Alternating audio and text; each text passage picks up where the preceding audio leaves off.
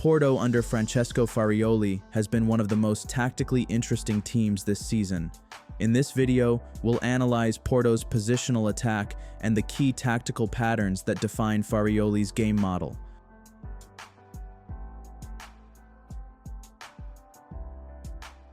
In the first phase of build-up, Porto organize in a 4+2+1+3 structure, with the goalkeeper and backline controlling possession, while the double pivot provides frontal support to create passing lanes and break the opponent's first line of pressure.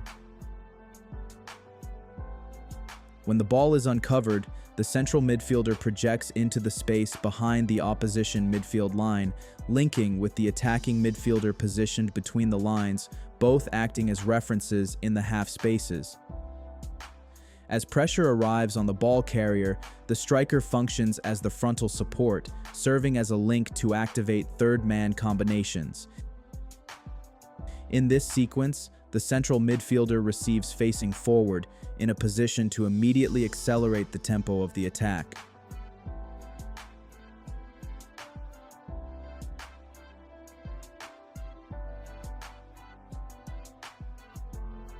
As Porto progress into Zone 2, the team shifts into a 4+1+2+3 structure.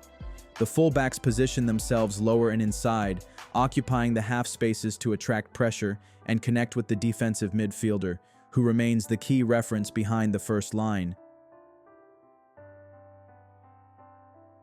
Ball circulation is used strategically to manipulate the opponent's positioning, drawing pressure and opening passing lanes inside the defensive block.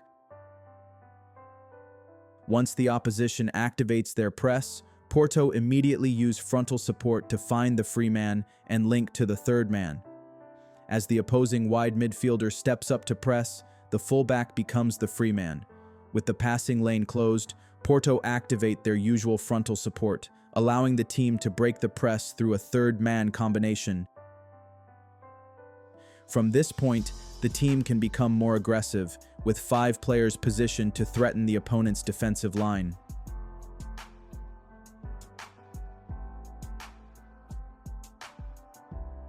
Porto operate again in their usual structure, but this time with emphasis on the fullback and interior midfielder dynamic. The idea is to provide the team with mobility through positional rotations while maintaining structure and occupying vital spaces. As the opposing striker applies pressure, the Porto striker moves as frontal support to activate the third-man combination, with the defensive midfielder free to receive behind the opponent's first pressing line. Now, with the defensive midfielder facing forward, Porto can be more aggressive and accelerate the attack, maintaining 2 references in the half spaces while the wingers prepare to attack the last defensive line with outside to inside movements.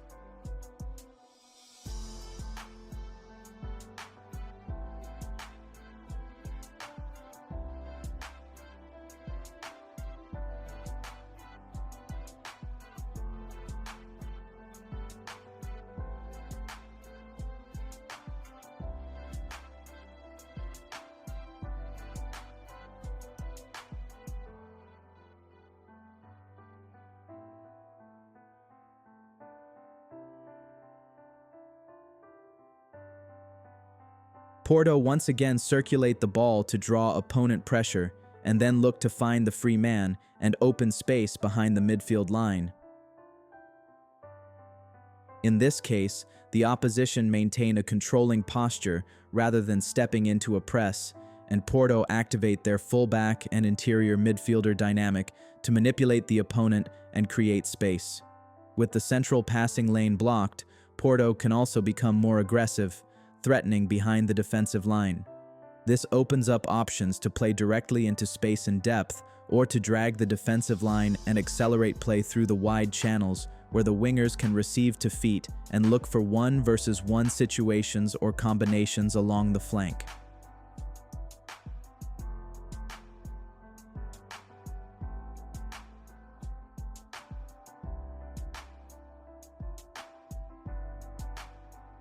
Again, the fullback occupies the half space, now moving from outside to inside to fix the opposing wide midfielder and allow Porto to accelerate play along the outside of the opponent's defensive block.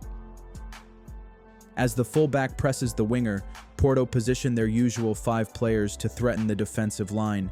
The interior midfielder on that side becomes a key option, attacking the space between fullback and center back and creating a 2 versus 1 along the flank. From this position, the team can progress the attack and look to reach the opponent's goal.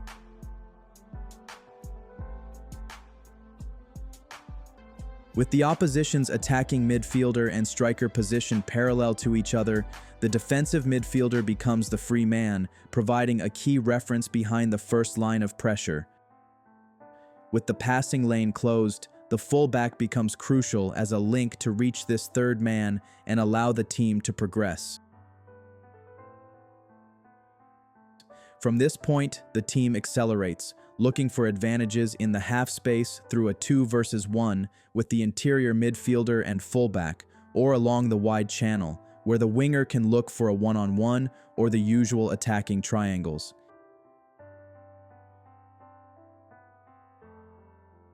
In this sequence, we see a first breaking run, with the fullback attacking the space between fullback and center back.